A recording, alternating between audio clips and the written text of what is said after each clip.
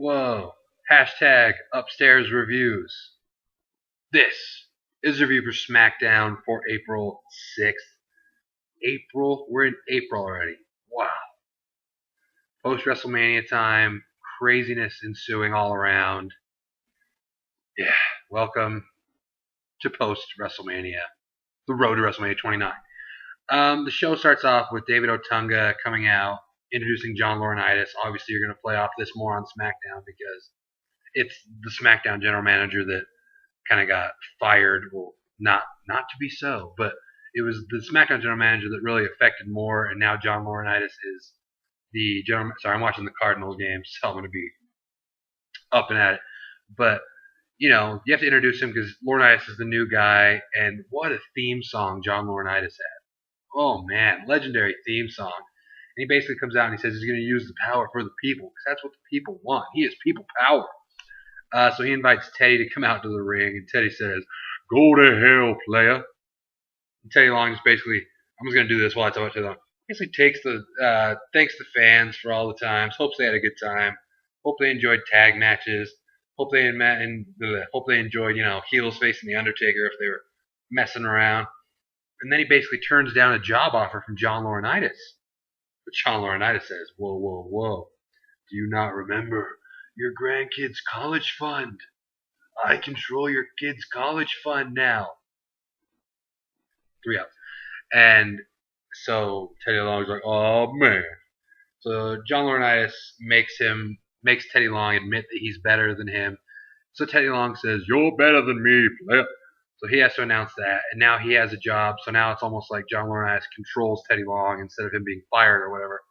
So let's see what he ends up doing. Probably going to be something hilarious. And he announces Randy Orton versus Kane in a no disqualification match for later in the show. And he also announces the match that happened right after this. It was Team Teddy member R-Truth in a handicap match against David Otunga and Mark Henry. Basically, this match goes very fast, as you would imagine. David Otunga and Mark Henry win. Mark Henry hits the world's strongest slam, and he was about to go for the pin. But Otunga says, no, tag me in. I got this. Tags in Otunga. Otunga actually gets the pin on R-Truth after the world's strongest slam. So, handicap match won by Team Johnny. And then before they're even out of the ring done celebrating, Kane's music hits, fire everywhere, fire ensued. And Kane comes out for his match, and Randy Orton comes out. No DQ match, they go into the crowd. Up on the stage, there's a DDT by Kane on the stage. Almost gets thrown, almost choke slam off the stage. Chair shots on chair shots on chair shots on chair shots on chair shots on chair shots. And then Kane exposes the turnbuckle, so the steel turnbuckle. And it ends up happening as Randy Orton pushes him into the exposed turnbuckle and bounces back for an RKO. 1, 2, 3. Randy Orton wins. So take that for what you will. Don't really know. But there's going to be people complaining. And that's just what people on the internet like to do. So let me put it this way. Kane won at WrestleMania. Orton wins here. People are going to complain like, "Oh, well, Orton couldn't get the win at WrestleMania, so he has to win here." Blah, blah, blah, blah. But if Orton would have won at WrestleMania and Kane won here, it would have been, "Oh, well, it doesn't matter because Kane picked up a victory, but Orton got the big win at WrestleMania, so it doesn't even matter." So really, I don't care what anyone says because you guys are just going to complain anyway. So that's what happened. Yeah, not a bad match though. It was cool. People are going to complain either way, so I'm not even worried about it. And then we get poor Barry Stevens. Cuts a promo about nothing, and we get the debut of Jake's pick to win the Royal Rumble, Ryback. And Ryback comes out, and it shows backstage. Some people are watching, some jobbers are backstage watching on TV, laughing at Barry Stevens, kind of not taking him seriously, as they shouldn't. Just a bunch of jobbers, except for Camacho. Just making up poses for Camacho, because I don't know what he's going to do, let's be honest. But he's back there, and there's all laughing at Barry Stevens. Ryback wins easily, obviously. Let's be real here. Destroys him, so it'll be interesting to see. There's a lot of new guys coming in. Lord Tensai. This is obviously Skip Sheffield, if you didn't know. But Ryback making his debut, his re-debut or whatever. You saw a guy from FCW guy have a little promo later. So there's a lot of new people popping up. So we'll see where this all goes. But he wins. It'll be interesting to see where they go with him. Is he gonna? I don't know. We'll see. And then we get Daniel Bryan and AJ coming out to the ring. I think they edited. I swear they had to edit out the yes chants at first because in the crowd everyone's doing this, but you like couldn't hear anything.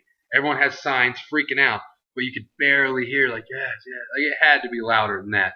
So I'm going with conspiracy theory. They edited out the yes chant because nobody's supposed to like Daniel Bryan. But basically, they come out and AJ gives him support because he's sad, obviously, because he lost his World Heavyweight Championship. Yes, yes, yes. So he comes out and he basically says the fans are not supporting him. They're mocking him. They're making fun of him with all these yes chants. And he goes on to say that AJ cost him the title because AJ had to have that kiss.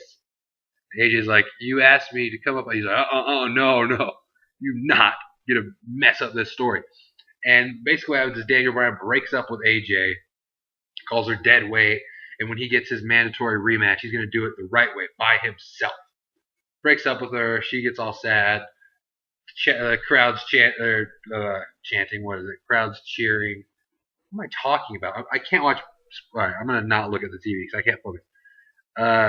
They sing the na goodbye to AJ, but the yes chants were much louder during the promo, so I stand by that they edited it out during his entrance. But a lot of people are talking about the Undertaker and Triple H. This right here, this segment really was the end of the Daniel Bryan AJ era, the end of an era that will not soon be forgotten. Moment of silence. Moving on. So after the end of an era, we get Cody Rhodes on commentary for the Big Show versus Heath Slater. Cody basically talking about how the Big Show has his title. It was a fluke. That did not happen. And obviously, Heath Slater got smashed on by Flo Rida at WrestleMania. Let me repeat that. Heath Slater got smashed on by Flo Rida. So obviously the Big Show's going to get the win here, and rightfully so. He wins by a choke slam pretty quickly. Cody keeps teasing he's going to go in the ring and try to confront the Big Show. But he runs off, and after Cody runs off, Big Show hits the WMD on Heath Slater to send a message to our dear friend Cody Rhodes, who looks like a transformer with his new Rhodes of the Future shirt. Just saying. But so that's the end of that segment. And then we get John Laurinaitis and the Bella Twins backstage talking or whatever, and he says that Brie gets the night off because she was on Team Johnny, but Nikki has a match against Beth Phoenix next, so to get punished for supporting Teddy or whatever. And then Sheamus comes in. He's like, hey, you want to talk to me? And John Laurinaitis basically says, stop kicking people's heads off. It wasn't fair. He cheated at WrestleMania. Daniel Bryan was not ready, so that was cheating. And he says that Alberto Del Rio was just trying to have a conversation, but no, he had to kick his head off. So stop kicking people's head off. Sheamus says some story about his cousin Argana or some. Don't really care. But and then we get Beth Phoenix versus Nikki Bella. If Jake was here, he would be so upset the twin magic was not utilized here.